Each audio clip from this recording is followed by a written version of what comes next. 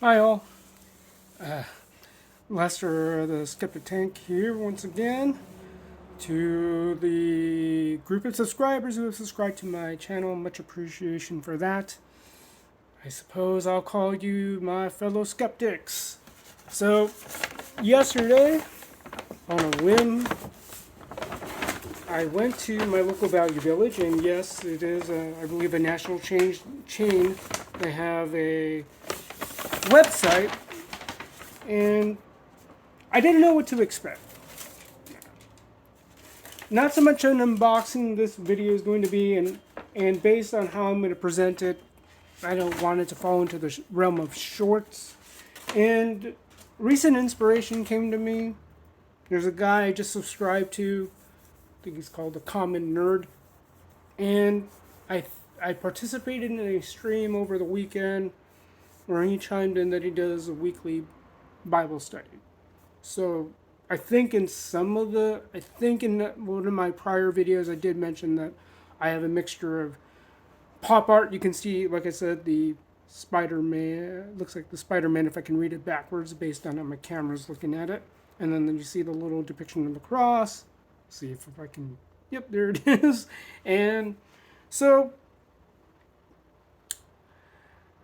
I appreciate folks like that. I know there are various channels out there on YouTube, and I already talked to my priest about this, and I'm kind of in the same mode as he is.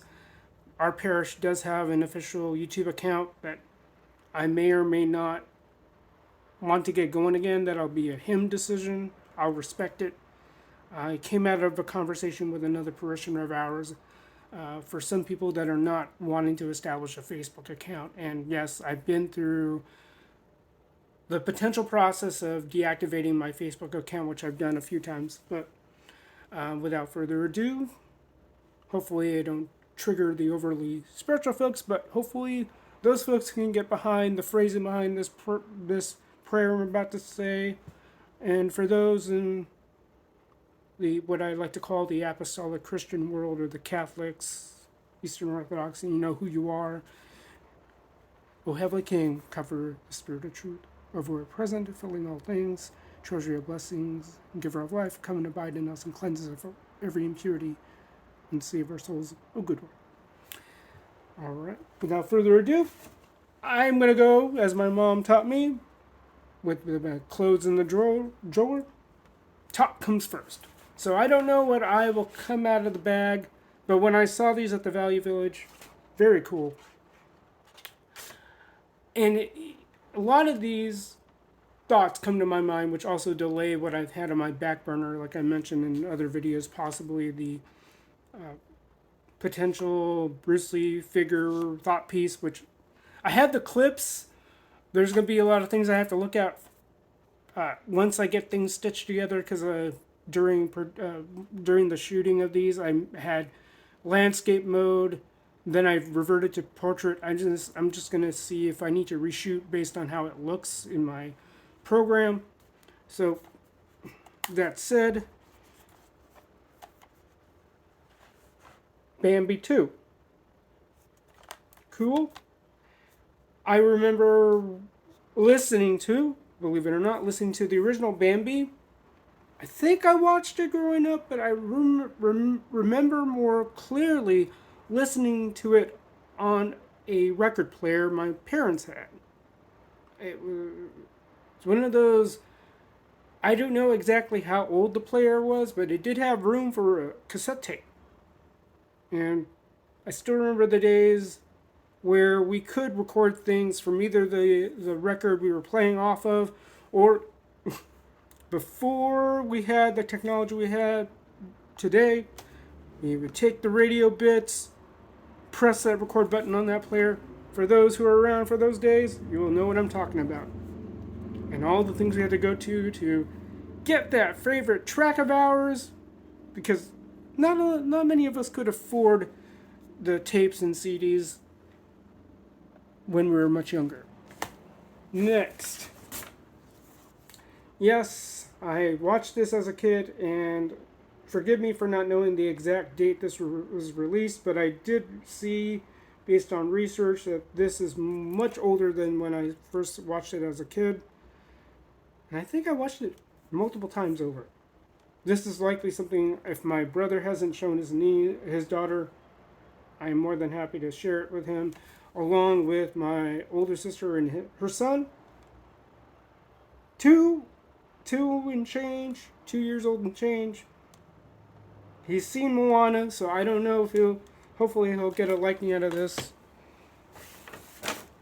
This was, again, going from top. I don't know what I'm going to pull out. So, Ariel's Beginning.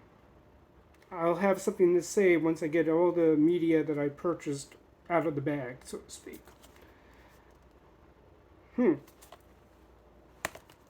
So, yeah, like I said, more will be said soon. I don't think I got the entire store.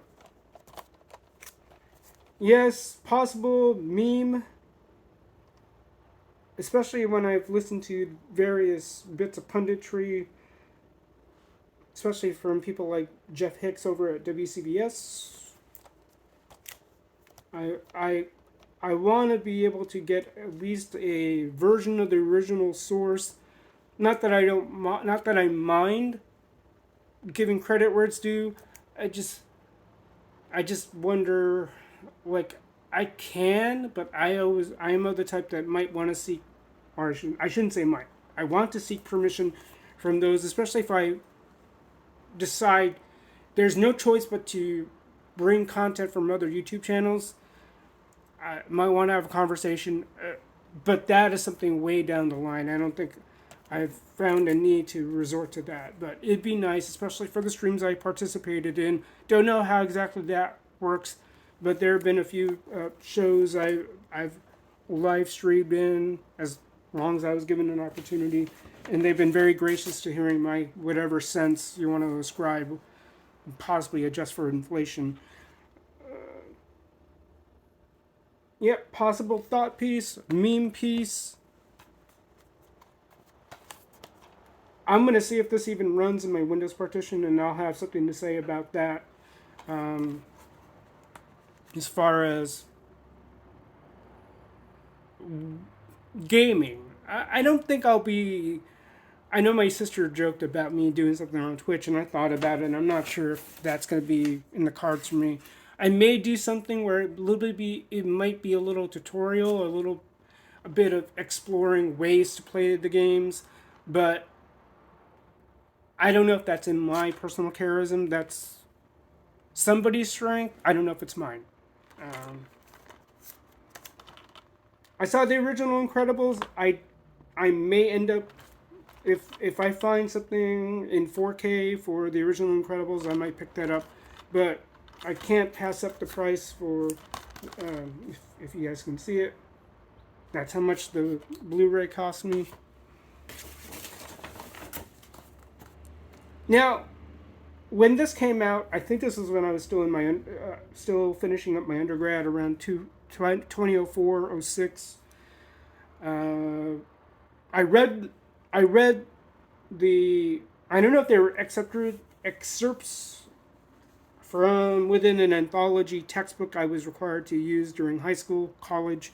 Don't know if I read the text in junior high, but I know for sure high school and college. Don't know if I disclosed this, but I do have an English degree, and I may explore into my having to wrestle with that post-graduation, partly because people I've talked to in various walks of my life and growth, or whatever you want to call it, they commended my taking up the English major, and they said it was a good degree to pursue. And that, to me at the time, that was good enough for me to further pursue it. I do have my associates in English, and I did get my bachelor's in it as well. But probably more on that later if you guys are interested. And let's see if there's anything else. Oh, two more. I don't know what I'll say about this, but I wonder I wonder what this is based off of. I was trying to look for the copyright. Maybe I was being a little rushed when I picked this up, but if it resembles anything of the old school art, I think it might be good enough. I say might. We'll see when I decide to look at this. Oh, a third possible. So I'm gonna keep this one up, and like I said, that's about it. So all the cats are out of the bag, so to speak. So let me go ahead, reserve space for this. Let's see if I have room left on my desk. Speaking of Beowulf, when I did read it in high school and college, I believe I read it in Old English within both grade contexts. Let's see here. How do I want to sort this?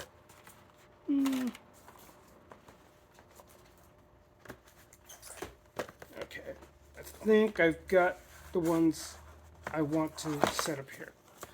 So, deeper points. So, this will be likely more in detail with my Bruce Lee figure thought piece. I don't think I've mentioned this within my other videos. I might have to go back to them to be sure. But for transparency, for a good bit of my junior high, high school, college bits of my life, I developed a closer following for Bruce Lee. And this will likely help me flesh out my, I don't know if it's my vision, direction, whatever you want to call it, where I want the channel to end up being, or going, excuse me. I've been entrenched in the Bruce Lee world for a bit of time. I had chased his martial art and whatever lines of thinking I had at the time, I felt rather strongly about it. And it was almost like a life's goal. If it's like probably the first real thing that I hunted for, and that's why I often joke about my personal bucket list not being very big. And to be honest, I think I've checked off much of my bucket list. If I were to have something, I haven't really formulated that in a formal document. Don't know if I should. When it comes to the DVDs, I have set aside. So I'm glossing over a lot of history and time, but if I were to culminate what that meant for me, just a few phrases, and especially when it comes to what I'm about to discuss. First phrase coming to mind is something I believe I read in numerous publications, where we're talking Black Belt Magazine or what was then the Bruce Lee magazine, which was released either mid or late 90s. I collected that. I remember ripping off the cover. Bruce Lee. And that phrase was, when you understand the root, you understand all of its blossoming. There have been many channels or sources of punditry surrounding what I've observed over the decades. That this, I've observed it early on, didn't know what to put my finger to, but it's this constant releasing of rebooting or reboots of franchises. Like, for example, I can go back as far as possibly the Teenage Mutant Ninja Turtles. By that time, I was well grown past that I'm getting to used to the terms I've been exposed to ever since I've been around YouTube, and that's a story in itself. But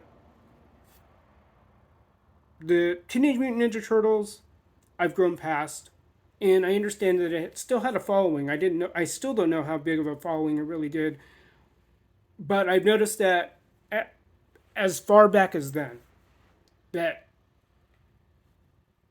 one would think that there wasn't a following or there wasn't the notoriety the Ninja Turtles franchise had.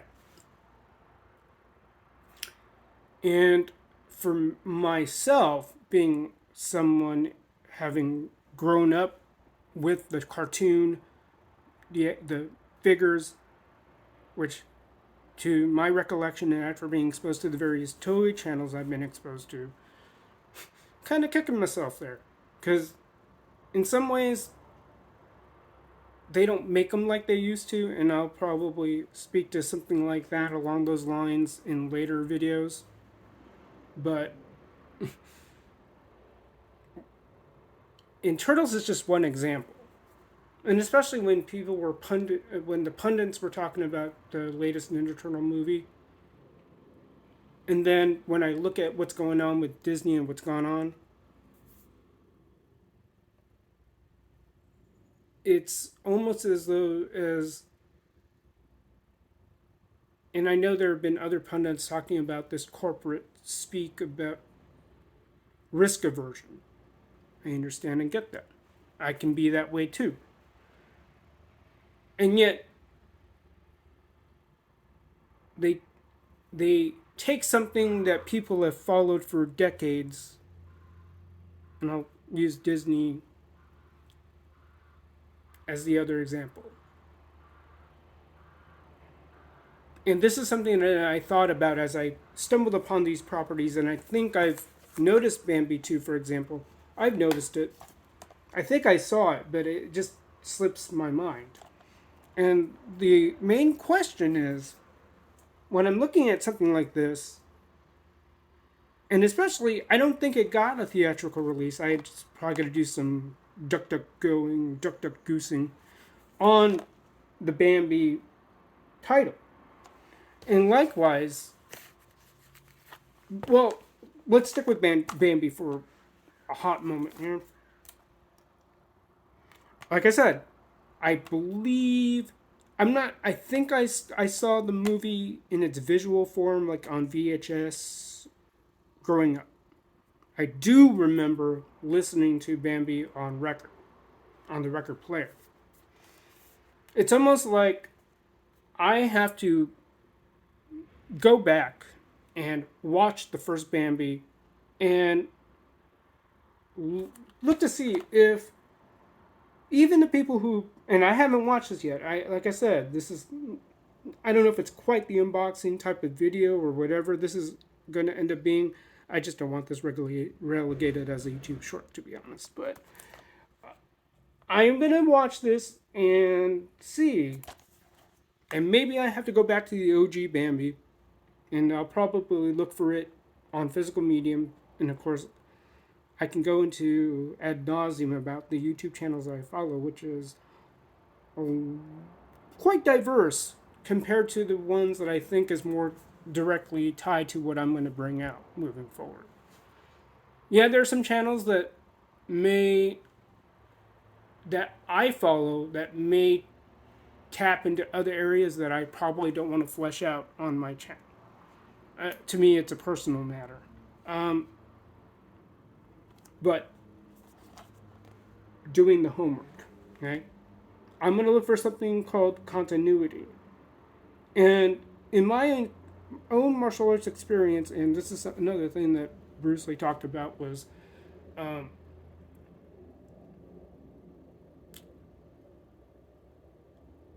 is to break when you get to a point, you've blossomed so much that what you do no longer resembles what you came from. So just a bit of Bruce Lee trivia, and depending on what lineage one goes through, and my lineage is such where I'll say this, and the people who have instructed me know who they are. Okay.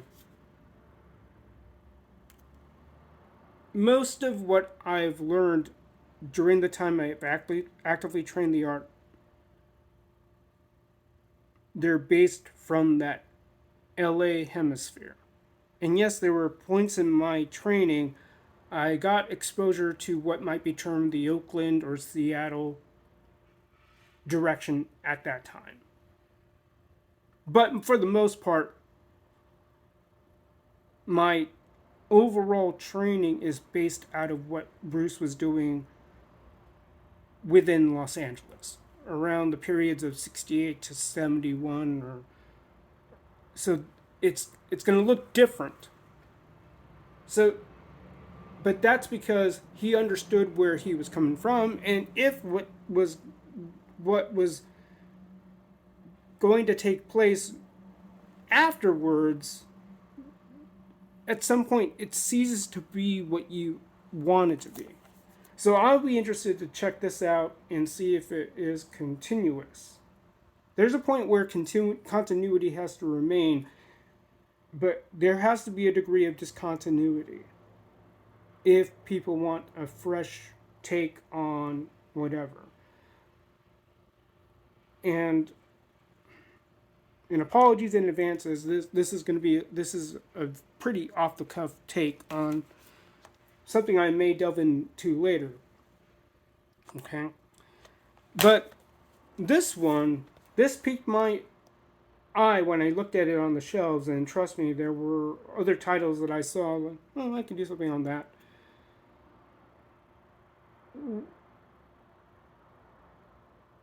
It's like, if you're gonna break away, how are you gonna do that?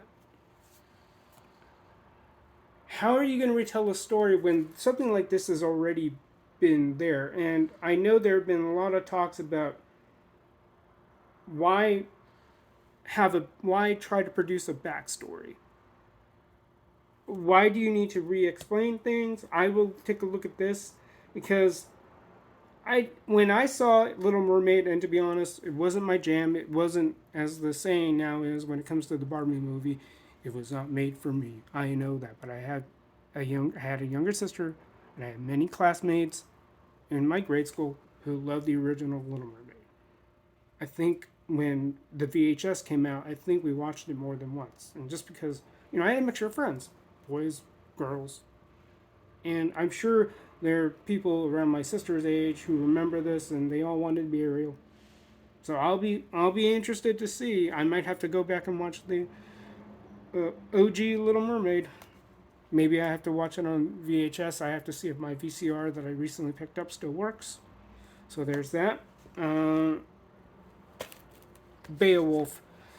I think even when it came out, I was just a little unsure about it. And it's like, okay, will I want to have to reread this? If I wanted to be really, really snarky, I might read it in Old English, and I might do a read along about that. Going back to this issue of continuity, I didn't know those came out. I'm going to probably do some goosing on this, because I didn't know this was out. And again, don't know if it was, this likely was straight to video, and this goes back to the greater topic I wanted to bring out, is, and I'm pretty sure, I don't know what the percentage or ratio is on this, but how much of the thinking was no one's going to fact check this. No one's going to be aware that this is around. Like, my guess is this was likely directed video, and because it's directed video, doesn't get the advertising I think theatrical releases get. My guess may be good as the next person. I may be totally wrong, but I didn't know this was pushed, and if I were to look at the copyright date, if there is, it's probably covered by the price tag here.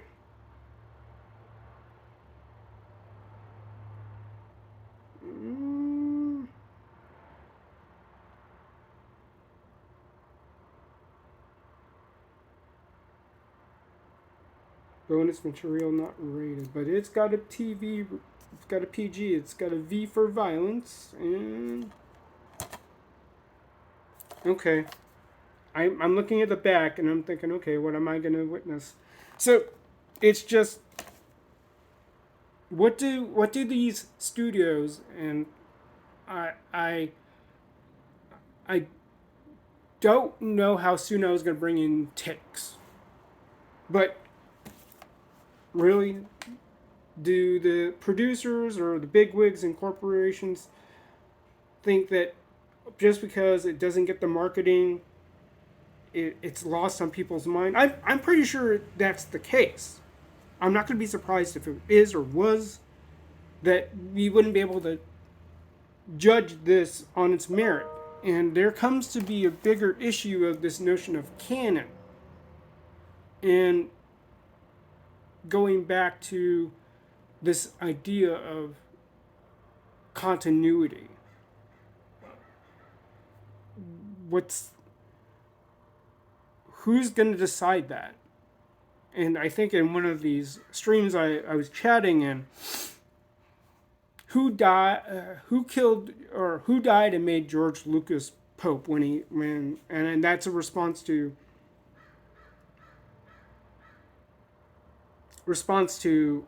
how Star Wars has been treated, and I'll probably talk about that separately. But if I were to put a take out there, and it's something that's been talked about recently by various channels, and recently I saw it on Mr. H's reviews. He says what I often chimed in and was like, good on you for doing that for me. Not that my thought was original, but I'm pretty sure it would have been brought up by him. If not him, someone else.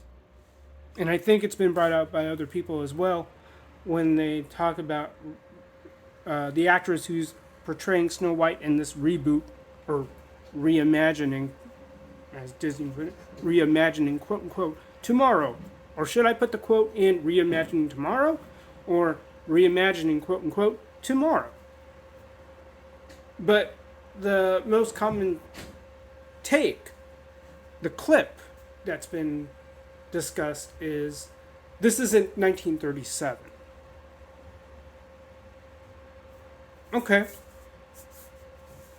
Whatever that means, it's almost like, are you deadlocked in that year? I'm sure there was a lot of stuff going on. World War II, particularly prior to the U.S.'s involvement therein. But in a lot of the commentary about Snow White, and especially when I follow folks like WDW Pro, they lay the backstory pretty well, and I'm not sure. I have to go back if Force of Light, or she might have been on the panel to discuss the folklore behind Snow White and the Seven Dwarfs. Okay. All right. You're gonna just stay with 1937. Okay. Did you study the source material, going back to this notion of if you understand the root, you understand all of its blossoming? So it's like something's got to give. You just can't put something new. You might as well name it something else.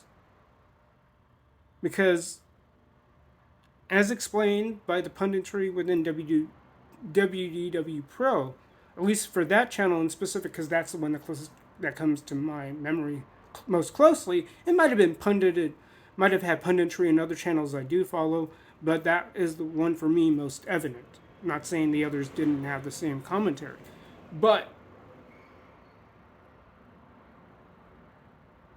there has to be a doing your homework. Going back to what I might do, and right now, I've seen the punditry about Mission Impossible 7, and I credit Retro Blasting for opening my eyes, and then some of the people on his Patreon opening my eyes a little bit more, and part of that is slogging through the other installments in the franchise, and I'm working through Mission Impossible 2, which has reputably the worst rep. A lot of people who had assessed the franchise back then, a lot of people talked about skipping everything else. I think I did that. I think after the first one, I thought that was alright, and I don't remember if I went out with anticipation watching the second one. But all I know is that I pretty much skipped it. It might have been because I thought part two was bad if I did watch it at the time. But I'm going to slog through that. Because after seeing his commentary on it, I rewatched the original film. And if I could foot it, I might watch certain films more than once. Like, I thought I was going to go in and watch Mission Impossible 7 a second time in the theater, in my local theater up the road. Well, Barbie was going to show after that. Oops, I lapsed and I forgot. Oh well. Okay. That's fine. And then watching the first again, watching the second, and then watching Ghost Protocol. And that was the one that I think got me back into the franchise. I think I saw glimpses of the fifth and sixth, but I think there was a point, especially with all the Marvel cinematic universe stuff coming out over the last 10 years, I just thought it was way too many at once. I lost so much interest. I might watch the OG Avengers movie that came out. I might collect some of the older stuff before it got really nutty in my mind. And I get it. I have a pretty wide circle of friends who nerd out on comic books. So I listen to their perspectives as well. And that's just part of the whole process as far as by giving myself a moniker that I call it the Skeptic Tank for a reason, because it's swimming within the realms of questioning things, not in such a way of being adversarial, but making sense of the multiple perspectives one might have. But there was also something that are surrounding the Snow White is this the chatter that people are picking up about the actress who's playing Snow White, Rachel Zegler. I don't know. I don't think I've seen any of her movies. If I did, okay. I don't know if it's because of her, the writers, or the movies she's been in that doesn't make her a household name for me. Okay. Who's Rachel Zegler? Like, I think I asked myself that question when I heard the stuff surrounding. But I don't know how young she is. I can tell she's a bit on the younger side. Don't know her exact age. Don't know if I want to. I can tell she's young looking. And for her to make comments like, especially during the strike, I remember being on WDW Pro's member only live stream. And I suggest if you can foot it, subscribe to that channel, because he and many others in that sphere, his contributors, his panelists, they all bring nuggets of insight. And this is one of the reasons why I have kind of pulled the plug on a lot of the mainstream news, left or right. Anyway, talking about if I'm going to be dressed in a dress of one of the renowned princesses for 18 hours, I should be paid for every hour that's on stream. Okay. Now, during that WDW Pros exclusive members live stream, one of the members, Red Tigress, I don't know if she has content on her channel, but she was one of the members, and she had chimed in saying, or I think it was her or someone else did, saying that there was a kibosh that the studios put on the actors. I don't mind the actresses having voices, but you kind of have to know what you're talking about before you make a comment. And that's also a reason why I've been on the back burner in terms of pushing other videos out, And another reason why some of the videos I've already posted don't bear much reflection. I may speak on that. Like I said, part of the backlog is I also work a day job. So as much as I like to get in, put stuff out, and contribute more, I, there's a lot that goes in my day that I want to get done, and I know I got to get done. That aside, if you're going to be vocal about something, do your homework. Just like I said about the whole continuity bit. Okay? I might have to purchase the OG Prince of Thieves just to make sure if there's any kind of continuity. That's what I'm going to be looking for. Just an update as far as my voicing of contributing to Stealing Solo, Isom 2 from Rippaverse. I've already put in my contributions. I've backed those two. I'm in the midst of reading Isom 1. I like to say that I'm almost at the end, and I'm a little saddened because I'm almost done with it. I might want to read it again just to understand the plot points. So far, it's been a good page turner, and as I said during my unboxing of Isom 1, quality page work. I don't think it's going to tear up anytime soon as long as I'm not done with it. Same thing with Stealing Solo. You know, I would like to see what Jeff has planned for the follow-up titles. You can go to his channel and he'll explain it. It's usually part of the sponsor video that he puts before the main content he has on his channel. He talked about, I forget the title, but the third one I know is the Frankenfisher. I'm looking forward to those titles, and I am looking forward to my incoming Wokebusters comic, just because, hey, talks about the town I lived in for I'm on my 12th year. So far so good with Isom 1, page turner, a lot of intrigue, a lot of building up the foundation. If you haven't picked up a copy, you owe it to yourself to pick up a copy.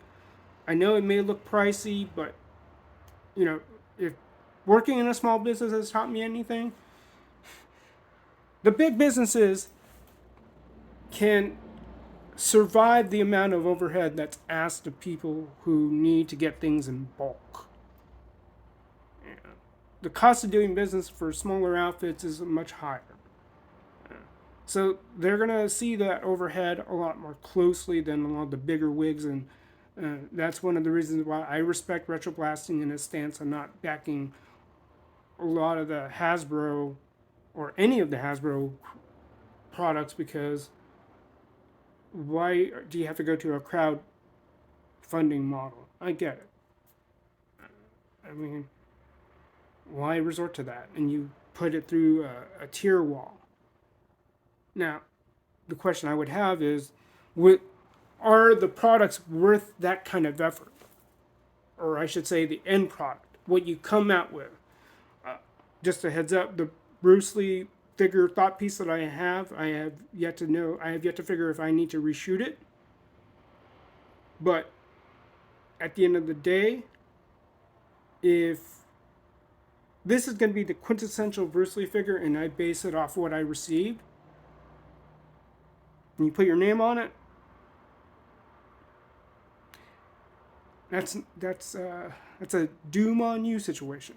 Because I know, based on the stuff I've read and all the literature, the people I've talked to, Bruce Lee himself was meticulous as hell. So, can we find someone with that level of scrupulosity when it comes to product development? Could that person be in place for another figure? And I get it, and I say it in my thought piece. Don't know if the Bruce Lee store is going to be in the action figure game. Probably never was going to be in that way, but if you're going to release a quintessential figure, and especially from what people have told me, that the estate at the time is gobbling up all these collectible or these collectors of independent Bruce Lee paraphernalia, and you want to be the go-to, the product I receive is not a semblance of that. Enough of that. For now. So until then, my fellow skeptics, hope you all have a good rest of your day, and I think my lunch break is over. Talk to you then.